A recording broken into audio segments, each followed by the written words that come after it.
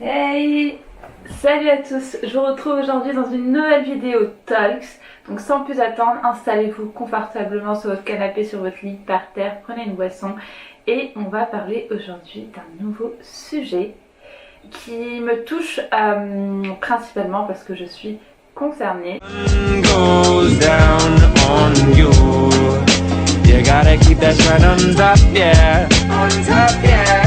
Alors c'est vrai qu'en ce moment on parle beaucoup de ce sujet-là parce qu'il concerne une grande partie des femmes. Donc on trouve des podcasts, des vidéos YouTube, mais également sur Instagram, à la radio, des émissions, des bouquins qui parlent de ce sujet-là. En fait, ce sujet de célibataire à 30 ans ou pas marié à 30 ans, pas d'enfant à 30 ans, derrière ce sujet-là, c'est surtout la pression sociale. La pression sociale, c'est un sujet très important parce que je pense qu'à des degrés différents, tout le monde a le droit à ça et a le droit à ça jusqu'à aujourd'hui parce que justement j'ai reçu beaucoup de messages de filles auxquelles ce sujet-là leur parlait jusqu'à aujourd'hui, leur parle et me demandait justement de comment faire face à cette pression sociale. Donc je ne vais pas dire que c'est une fierté pour moi de vous en parler, mais en tout cas je suis très contente du cheminement que j'ai pris dans ma vie pour arriver à là. Et si je peux témoigner et si je peux partager mon expérience et aider certaines personnes, c'est vraiment quelque chose de très bien pour moi. Alors sans plus attendre, on va un peu parler de ce sujet-là, de la pression sociale, de la pression familiale, de tous ces termes-là qu'on entend parler. Mais qu'est-ce que c'est ? En fait, je vais vous parler de plusieurs étapes de ma vie pour exemple, mais aussi pour que vous puissiez visualiser un peu la chose. On nous dit que la vie est comme ça, qu'il faut prendre ce chemin et pas un autre, et qu'il n'y a que cette destination-là. On nous éduque dans ce mood-là, que ce soit familial, dans l'éducation, etc. Je généralise bien évidemment. Vous allez comprendre pourquoi. Là, je suis en train de généraliser. Voilà, c'est dans la société.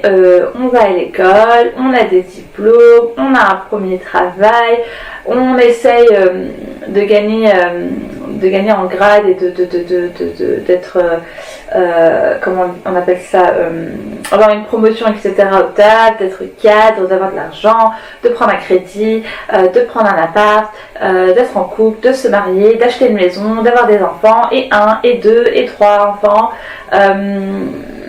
d'acheter ça, d'investir, d'avoir le dernier sac de marque, d'être comme ça et pas autrement. Et on nous dit que la vie est comme ça. Pour la plupart, hein, je généralise, mais c'est le cas. Et en plus dans n'importe quelle culture.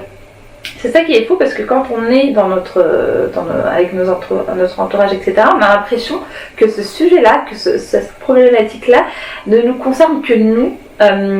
Si je peux parler de communauté pour les personnes qui ont une double origine, on a l'impression que ça ne concerne, que ce problème-là est né et est seulement dans notre communauté, alors que non. Il suffit juste d'échanger avec d'autres personnes et vous verrez que le sujet, que cette problématique-là est présente partout. Pour mon cas, moi, depuis que je suis en primaire, je crois CM1, CM2, j'ai eu la chance d'avoir un instituteur hyper ouvert d'esprit, un instituteur qui nous a appris la vie. En complément de ce que mes parents m'ont appris, bien évidemment. Je parle du système éducatif parce que le système éducatif a un rôle très important dans ça. Il nous a appris à aimer la nature, à aimer l'autre, à s'interroger sur des problématiques réelles, à ce côté fraternel, ce côté peace and love, ce côté vivre ensemble, ce côté, comme je vous ai dit, très terre à terre, très connecté à l'essentiel.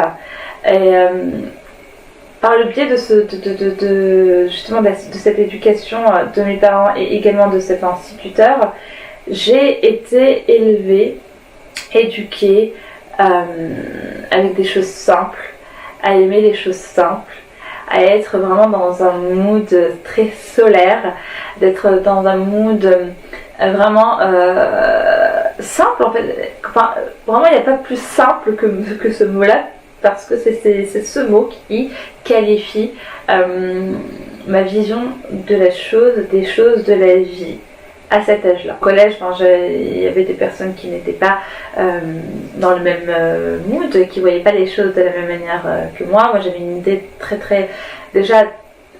j'avais une idée déjà de mon avenir, de vouloir changer le monde, de vouloir aider, de faire de l'humanitaire, de faire des photos. J'avais envie d'être présentatrice télé. Enfin, vraiment, j'étais vraiment dans ce mood-là.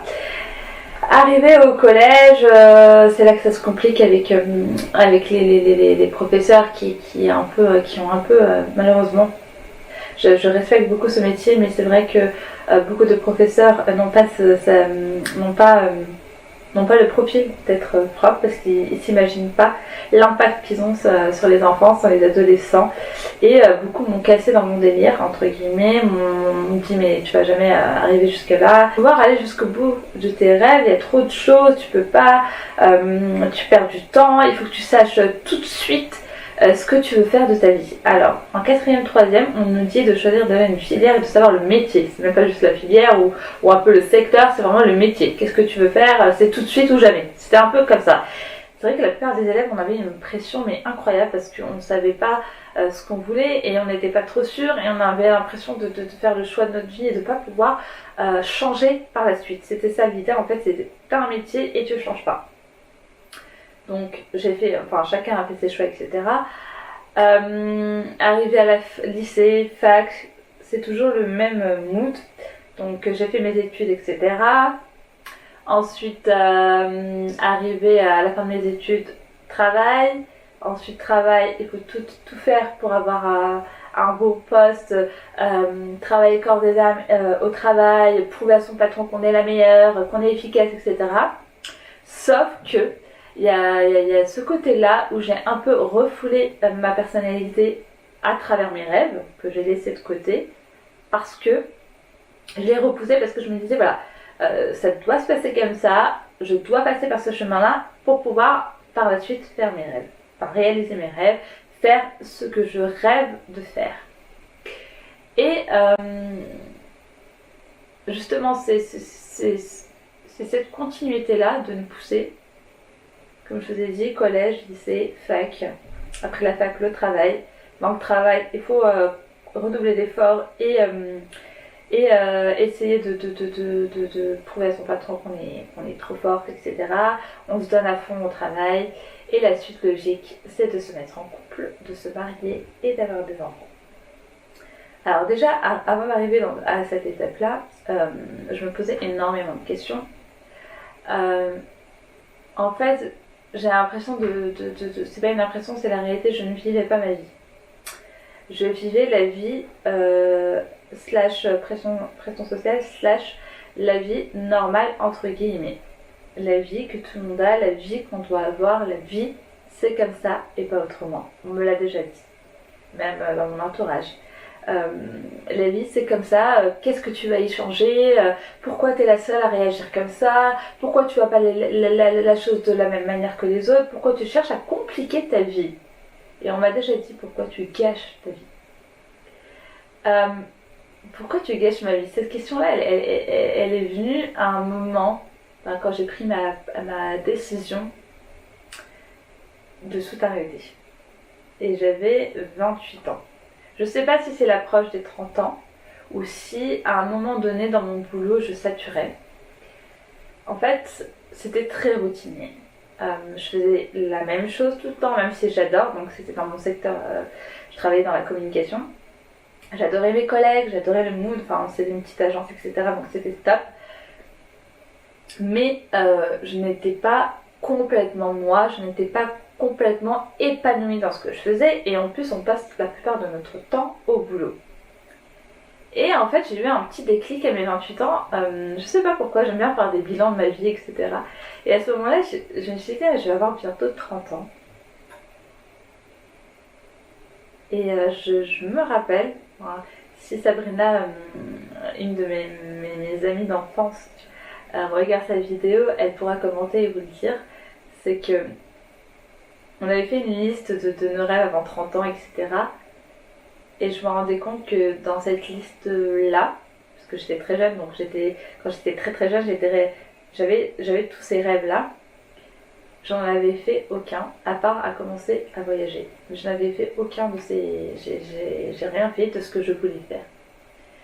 Et en fait, je me parlais à moi-même, je me disais, mais Anna, quand est-ce que tu vas commencer à vivre? Quand est-ce que tu vas être la Anna que tu as envie d'être?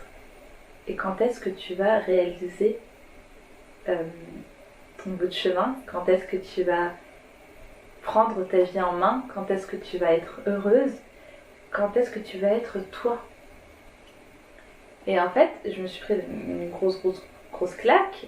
Et ça a coïncidé aussi, le bon timing avec le moment où je saturais un peu dans ma routine. Et le fait de repousser mes rêves. Et par contre, je me suis accrochée à mes rêves. C'est-à-dire que je ne me suis pas dit, je vais jamais les réaliser. Je me suis juste dit, il faut que je fasse ça et je vais les réaliser après. Mais le après, c'était pour moi, à chaque fois, c'était après. Et là, j'arrivais à la trentaine et je me retrouve face à tout ça et à me dire, mais quand est-ce que je vais commencer à vivre en fait? À 40 ans, 50 ans, 60 ans, 70 ans. Et là, je me suis prise en main et j'ai décidé que la première chose à faire, c'était de quitter mon boulot. Et quand je dis quitter mon boulot, c'est vraiment quitter l'aspect salariat en fait. Je ne veux plus retourner, je ne dis pas que je ne vais plus jamais, mais en tout cas je ne souhaite plus retourner dans le salariat. Du coup j'ai quitté mon boulot, je me suis mise en freelance pour continuer à avoir des revenus, etc. Et là j'ai senti une libération, je me suis sentie libre, je me suis sentie libérée, j'avais l'impression qu'il y avait une épine que j'ai arrachée et qui m'empêchait justement d'être détendue. C'est la première sensation que j'ai eue d'avoir pris en main ma vie. C'est pas juste d'avoir quitté un boulot, parce que j'aurais pu rester, mais pour moi c'était très important de passer par cette étape-là. Ensuite il y a eu l'étape où il fallait annoncer à la famille, à l'entourage, aux amis, etc. Nombreux de mes amis n'ont pas compris, et ma famille aussi. En fait, il faut accepter que les autres n'ont pas la même vision de la vie, des choses que soi. J'ai appris à accepter, parce que je comprenais pas. En fait, c'est pas que je ne comprenais pas, c'est que j'avais de très bons arguments et je ne comprenais pas que les gens ne comprenaient pas ce que j'essayais de dire. Donc aujourd'hui, ce que je peux vous dire, c'est que ça n'a pas été facile à convaincre, à dire à la famille, voilà, parce que je vais vous citer mes rêves, parce que peut-être que tout le monde ne me connaît pas. Moi, je rêve de voyage, je rêve de rencontres, de cette connexion, je rêve de créer des choses, de créer des projets, de créer une association, de créer des projets solidaires, solides et qui durent dans le temps. Tout tourne autour de la rencontre, du voyage, des relations humaines, des choses simples, de la nature. Je rêve de prendre mon sac à dos. Enfin, quand je dis je rêve, c'était à ce moment-là. Je rêve de prendre mon sac à dos, d'aller à l'aventure, de rencontrer l'autre, etc. Et dire à sa famille, à l'approche de ses 30 ans, que je quitte, je recommence tout à zéro, parce que pour eux c'est ça. Je quitte un très bon boulot dans une bonne agence située à Paris, dans bon poste, etc. Je quitte ce confort. Je quitte un peu à mi-chemin. Avant, pour eux, c'est comme si je me suis arrêtée avant d'arriver au point d'arrivée. Sauf que pour moi, il n'y a pas de point d'arrivée dans ça. C'est un cercle vicieux. Ça n'a pas été facile de les convaincre. Ils ne m'ont pas empêché. Dieu merci. Mais ça a été très dur. Dans le sens où ils pensaient que c'était juste une phase où je vais prendre un break et que je vais reprendre à travailler normalement, à travailler dans un bureau comme ils disent, savoir un poste. Il y a des amis qui n'ont pas compris également, qui ont perçu ça comme un caprice. Et c'est fou parce que prendre sa vie en main a été perçu comme un caprice, juste parce que j'arrêtais de travailler dans le salariat. Donc, en tout cas, pour ma part, ça a été une vraie libération. Donc, celle-là, ça remonte à près de 3 ans. Une libération totale. Donc, j'ai pris ma vie en main, j'ai pris mon sac à dos, j'ai voyagé, j'ai rencontré, j'ai écrit, j'ai filmé et aujourd'hui je partage ça avec vous et c'est un pur bonheur. J'ai également créé mon association Collective Self Solidarity. Je crée un autre volet aussi de tourisme responsable. Donc je suis en train de vivre la vie, de vivre ma vie et j'en suis très heureuse. Tout ça pour vous dire que en fait il ne faut pas faire attention à ce que les gens pensent, à ce que les gens disent, à ce que les gens pensent de vous et de ce que vous faites, parce qu'au final, ils vont toujours parler. Et c'est pas leur vie, c'est la vôtre. Il faut que vous appropriez votre vie et de ne pas faire attention au regard de l'autre, de ce que va dire l'autre, parce que c'est toujours frustrant. Vous serez toujours en position, vous serez pas tranquille, parce que regardez, quand vous faites le bilan et que vous vous rendez compte que vous ne faites pas les choses pour vous et que vous ne faites pas les choses à 100%, vous vous écoutez pas, vous en rendez compte que ça vous fait plus mal qu'autre chose. Vous êtes dans un mood qui n'est pas le vôtre, vous n'êtes pas confortable avec vous-même, donc au bout d'un moment ça vous étouffe, vous êtes perdu, vous déprimez, vous angoissez. Toutes ces choses-là sont des indices, sont des alertes de notre corps aussi, parce qu'on n'est pas en adéquation avec ce qu'on fait, on n'est pas en accord avec ce qu'on fait. Du coup, il y a un décalage et il faut réagir. À l'heure actuelle, j'ai 31 ans, je continue à faire ce que j'aime, ce que j'ai envie. Je grandis avec mes projets mûrissent. J'en suis très très très fière parce que je me sens plus épanouie, je me sens plus moi, j'ai plus confiance en moi, je suis plus heureuse. Ce terme, je le répète et je le répète, c'est la clé du bonheur, c'est la clé de la santé, c'est la clé du bien-être intérieur, extérieur, avec les gens, tout ce que vous voulez. Et c'est vrai que j'entends beaucoup de personnes parler, j'entends beaucoup de gens dire mais quand est-ce qu'elle va s'arrêter ? Quand est-ce qu'elle a arrêté ses gamineries ? C'est bon, elle a 30 ans, elle pourrait arrêter de chipoter, il faut qu'elle se marie, il faut qu'elle ait des gosses, etc. Pour beaucoup de personnes, je suis un exemple. Pour d'autres, j'ai gâché ma vie. On me l'a déjà dit. Ces personnes pensent me faire réagir et que je vais sauter sur le premier mec et me marier. En fait, je m'adresse à ces personnes-là. Il faut accepter que nous, quand je dis nous, c'est les personnes comme moi, nous ne voulions pas forcément nous marier tout de suite, ou on n'a pas comme objectif premier de se marier. Personnellement, moi, je ne suis pas contre le mariage, mais par exemple, il y a des personnes qui ne veulent pas se marier, il y a des personnes qui ne veulent pas avoir d'enfants. Donc la pression sociale aussi, elle concerne ça. Par exemple, il y a des personnes qui sont en couple ou qui sont mariées et qui ne souhaitent pas avoir d'enfants, et on leur pose la question pourquoi t'es pas marié, pourquoi t'as pas de gosse, pourquoi t'as pas... Nanana. Enfin, toutes ces questions-là qui sont très très très déplacées parce que il peut y avoir des cicatrices dans le passé de certaines personnes, des personnes qui ne peuvent pas avoir de gosses, des personnes qui ont vécu des relations amoureuses très douloureuses, des personnes qui ont des complexes, qui ont un manque de confiance en soi. Donc poser cette question-là, en plus sans tact, ne sert strictement à rien. Moi je trouve que c'est plus faire du mal à l'autre personne qu'autre chose. Moi aujourd'hui, excusez-moi, mais je m'en fous. Il y a eu une période où ça me faisait mal, j'étais gênée, je pleurais, etc. Mais aujourd'hui, sans complexe, sans souci, j'assume le fait que je ne sois pas mariée à 30 ans, que je n'ai pas de gosse, et je le vis très bien parce que je fais confiance à la vie, je suis très croyante, donc je fais confiance à Dieu. C'est quelque chose qui ne peut pas être contrôlé à 100%, c'est le destin, c'est les rencontres qu'on fait, si les rencontres ne sont pas bonnes, on ne va pas jeter dans la gueule du loup. C'est quelque chose qui arrivera au bon timing. En tout cas, aujourd'hui, je suis heureuse, pour répondre à votre question, Je n'ai pas gâché ma vie. J'aurais gâché ma vie si je serais restée dans le mood, dans le chemin qu'on m'a prédestiné. Aujourd'hui, j'ai pris mon chemin qui va vers d'autres chemins. Je rencontre de belles personnes, je fais de très beaux projets, je crée de belles choses, je vis au jour le jour, sans pression, avec amour, avec douceur. Du coup, franchement, si j'ai un conseil à vous donner, c'est lâcher prise. Soyez vous-même, croyez en vous. À vous connaître, la vie est faite ainsi.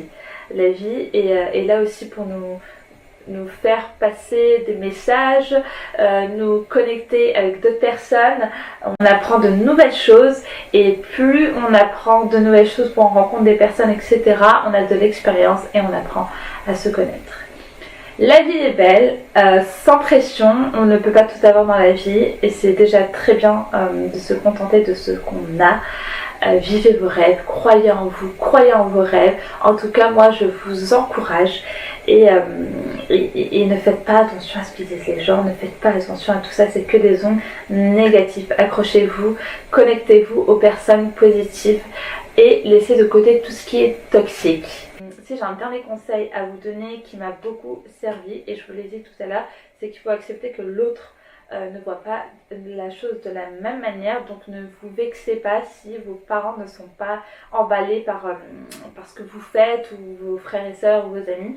L'important c'est de savoir l'expliquer convenablement, posé. Il ne faut pas que l'entourage ait un impact négatif sur vos projets, sur votre personne, sur vos rêves, donc croyez en vous. Allez de l'avant et si vous n'avez pas encore réalisé vos rêves, c'est le moment de le faire.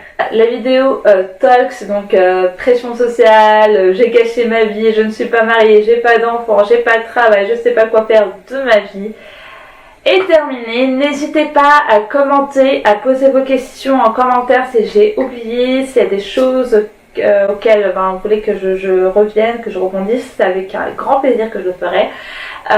N'hésitez pas à liker, à partager la vidéo, à vous abonner si vous n'êtes toujours pas abonné et je vous dis à bientôt pour une nouvelle vidéo Talks. Je vous embrasse très très fort.